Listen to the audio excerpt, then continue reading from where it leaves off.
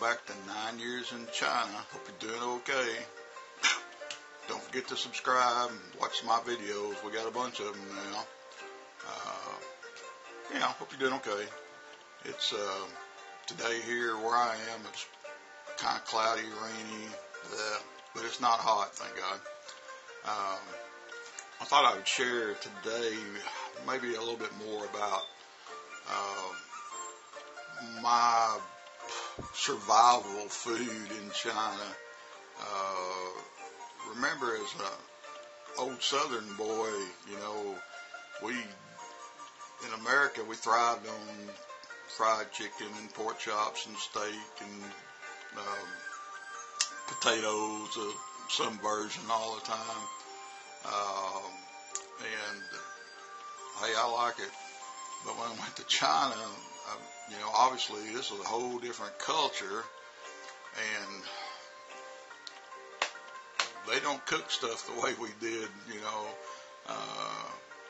here. So my first year in China was really difficult, just trying to learn not only a little bit of language and how to get around the city, just trying to find food that I knew what it was, because I refuse to eat something if I don't know what it is, what it's made from. And a lot of that stuff smells bad anyhow, so I'm not going to put it in my mouth. But I lived basically on chicken and potatoes. My first year especially is chicken and potatoes, and a lot of my second year, I was just afraid to eat some stuff. Then some things I might eat at a Chinese dinner with colleagues or the students, I had to kind of learn what the name was and how to order it if I was by myself. There's very little fast food. In China you have McDonald's, Madanglao, Kentucky Fried Chicken, Kentucky, and sometimes most cities now do, but Pizza Hut, Bishan-Ke. So that was your fast food, and even there you got to be careful. And they had Burger King too, but not every city. But I lived on chicken and potatoes, and when I got brave enough to go to the little supermarkets, I could buy potatoes and chicken strips. Now, they had chicken strips already breaded, and all you had to do is throw them in the fryer. They weren't frozen; they just put a handful in the bag, and but I made it okay. I made it okay between eating with the students once or twice a week, and me cooking at the house. I did okay. I made it. I survived. I'm here today, so I survived. And gradually, after a couple years, I kind of figured out exactly what I do like, and there's still lots of things I was afraid of. In America, in the South where I'm at, we fry everything, but over there they just boil everything. So you have to kind of acquire a taste for the boiled shrimp and things like that. And it takes a little getting used to. But I did learn that I could buy. I don't like boiled fish so much. Every once in a while I can eat it depending on the sauce it's in. But I learned that I could buy fillets of fish in the supermarket, and I could just make it my Kenny style. I learned that I could go to the street markets, and you could buy bass. Largemouth bass are in China, and I could buy some bass and fillet them myself. I never cook them whole, which my students and even my girlfriend at the time, she kind of thought that was strange. I said, no bone. I show them how to fillet a fish. So I knew I could do that. Took forever to locate butter and cheese and some of those other necessities, but I had a survival thing going on. Now with the Chinese dishes, what I really learned after being there a couple of years, I said I really have a taste for their braised pork dishes. And I'll try to find a picture of what they call hong shao rou. It's a sweet pork. It's real fatty, but I just think of it as a good fatty because it tastes really good. And some home shower roll on rice is fantastic. Really, really good. So I developed quite a taste for that, and I really miss it now that I'm back in America.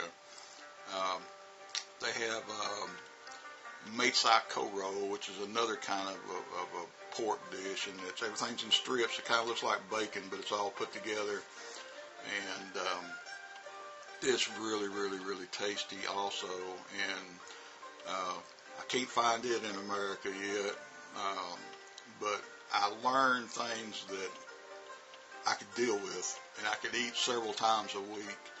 Um, they have a sauce called Tong Su, and they have chicken or fish. And Tong Su Li Ji, Tong Su Ji, Ji is chicken, and it's really good. And it's not sweet, but it's not sour. It's a different kind of taste. And I wish I knew how to describe it. It's kind of an orange, kind of similar to the orange chicken. Maybe a little more powerful than the orange chicken you would buy in America. But remember, I'm actually in China, so everything's a little different. All the Chinese restaurants in America, a lot of them are just fast food. They're like McDonald's. And a lot of the dishes they serve here in America, I never saw. And the whole time I was in China, I never saw them. But I developed a taste for the braised pork.